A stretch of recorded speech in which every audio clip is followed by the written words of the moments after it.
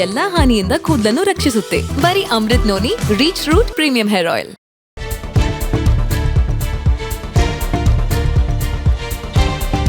ನೋಡಿ, ಈ ಪ್ರಕರಣದಲ್ಲಿ ಗ್ರಾವಿಟಿಯೇ CRPC 436.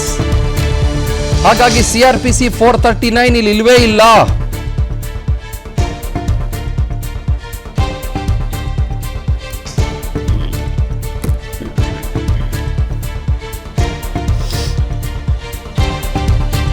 ಬಂಧಿಸೋಕ್ಕಿಂತ ಮುಂಚೆ ರೇವಣ್ಣನವರು ನ್ಯಾಯಾಲಯದ ಮುಂದೆ ಸ್ಪಷ್ಟವಾಗಿ ಹಾಜರಾಗಿದ್ದಾರೆ. ಬಿಕಾಸ್ CRPC 436 ನ ಅಡಿಯಲ್ಲಿ the accused person has come in front of the court before getting arrested. Hence, the gravity is 436 CRPC, not 439. ಯಾವುದೇ ಸ್ಟೇಜ್ ನಲ್ಲಿ ಪ್ರಕರಣ ನಡೀತಾ ಇರುವಾಗ, ಕೋರ್ಟ್ ನಲ್ಲಿ ಪ್ರೊಸೀಡಿಂಗ್ಸ್ ನಡೀತಾ ಇರುವಾಗ ಆ ವ್ಯಕ್ತಿ ಬಂದು ಹಾಜರಾದಾಗ ಅದು 436 ಆಗುತ್ತೆ CRPC. ಓಕೆ, ಇನ್ನೊಂದಿಷ್ಟು ಡೀಟೇಲ್ಸ್ ಬರ್ತಾ ಇದೆ. ನಾನು ಫಸ್ಟ್ ಇಂದ ಇದನ್ನು ತಗೊಳ್ತೀನಿ, ಬಹಳ ಇಂಟ್ರೆಸ್ಟಿಂಗ್ ಇದು.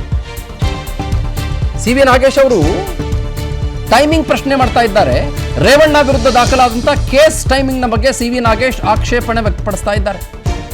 ಇದು ದೂರು ನಡೆದ ದಿನವೋ ವಾರದ ಹಿಂದೆಯೋ ನಡೆದಿರುವ ಕೃತ್ಯ ಅಲ್ಲ, ದೂರು ಕೊಟ್ಟ ದಿನ.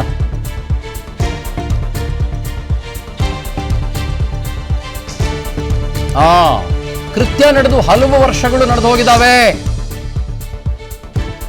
ಇವಾಗ ಯಾಕೆ ಸಂತ್ರಸ್ತೆ ಬಂದ್ರು?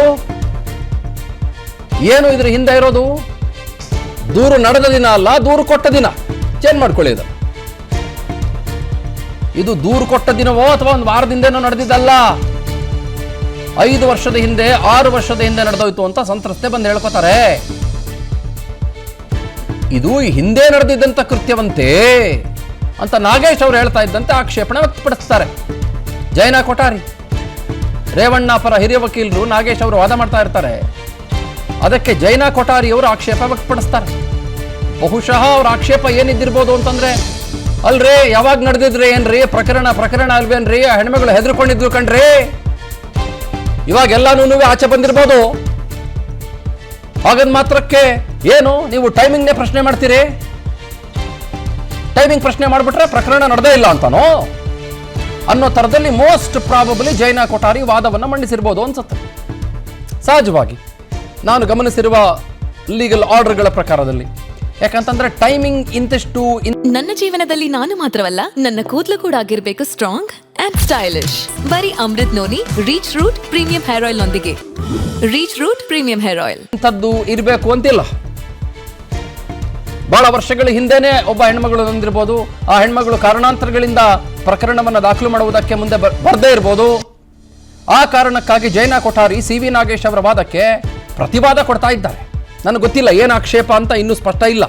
ಬಿಕಾಸ್ ಅದು ಇನ್ನೂ ಬರಬೇಕು, ಇನ್ನೂ ಅಪ್ಡೇಟ್ ಆಗಬೇಕು ಅದು. ಯಾಕಂದ್ರೆ CV ನಾಗೇಶ್ ಹೇಳ್ತಾರೆ, ಸಾರ್ 5 ವರ್ಷದಿಂದ ನಡೆದಿರೋದು, ಸಾರ್ ಏನು 1 ವಾರದಿಂದ ನಡೆದಿರೋದಾ ಅಂದಾಗ ಜೈನಾ ಕೊಠಾರಿ ಆಕ್ಷೇಪ ವ್ಯಕ್ತಪಡಿಸ್ತಾರೆ. ಏನಂತ ಆಕ್ಷೇಪಪ್ಪ? I want to know that. Very interesting. ಅದು ತುಂಬಾ ಇಂಟ್ರೆಸ್ಟಿಂಗ್ ಆಕ್ಷೇಪಣೆ ಇರುತ್ತೆ. I am just assuming. Time ಗಿಮೆಲ್ಲ ಪ್ರಶ್ನೆ ಮಾಡಬೇಡಿ.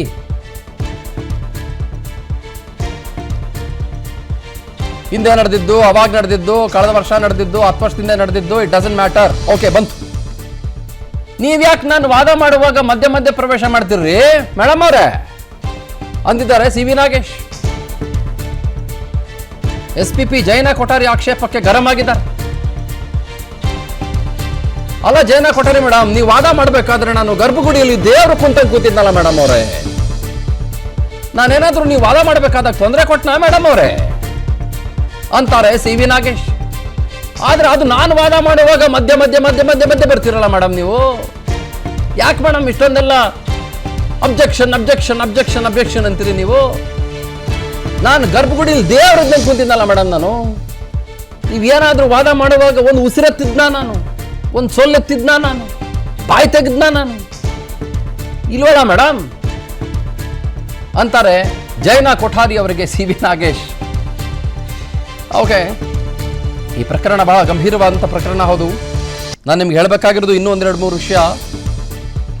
As we keep on updating about this, ಈ ಹೊಳೆ ನರಸೀಪುರ ಟೌನ್ ಪ್ರಕರಣದಲ್ಲಿ ಅಪ್ಪ ಮತ್ತು ಮಗ ಅವರಿಬ್ಬರ ವಿರುದ್ಧ ದಾಖಲಾದಂಥ ಪ್ರಕರಣದ ಸೆಕ್ಷನ್ಸ್ಗಳು ನಿಮ್ಮ ಮುಂದೆ ಇಡಲೇಬೇಕಾದಂಥ ಸಂದರ್ಭ ಇವಾಗ. ಅದೇ ವಿಚಾರವನ್ನು ಮುಂದೆ ಇಟ್ಕೊಂಡು CV ನಾಗೇಶ್ ಅವರು ವಾದವನ್ನು ಇಲ್ಲಿ ಮಂಡಿಸ್ತಾ ಇದ್ದಾರೆ.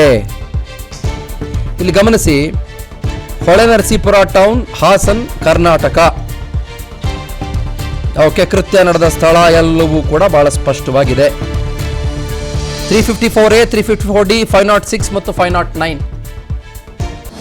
ಅನುಕ್ಷಣದ ಸುದ್ದಿಗಳಿಗಾಗಿ ವಿಸ್ತಾರ ನ್ಯೂಸ್ ಯೂಟ್ಯೂಬ್ ಚಾನೆಲ್ ಸಬ್ಸ್ಕ್ರೈಬ್ ಮಾಡಿ. ಹೊಸ ಸುದ್ದಿಗಳ ನೋಟಿಫಿಕೇಶನ್ಗಾಗಿ ಬೆಲ್ ಐಕಾನ್ ಕ್ಲಿಕ್ ಮಾಡಿ. ಲೇಟೆಸ್ಟ್ ಅಪ್ಡೇಟ್ಸ್ಗಾಗಿ www.vistaranews.com ವೆಬ್ಸೈಟ್ಗೆ ವಿಸಿಟ್ ಮಾಡಿ.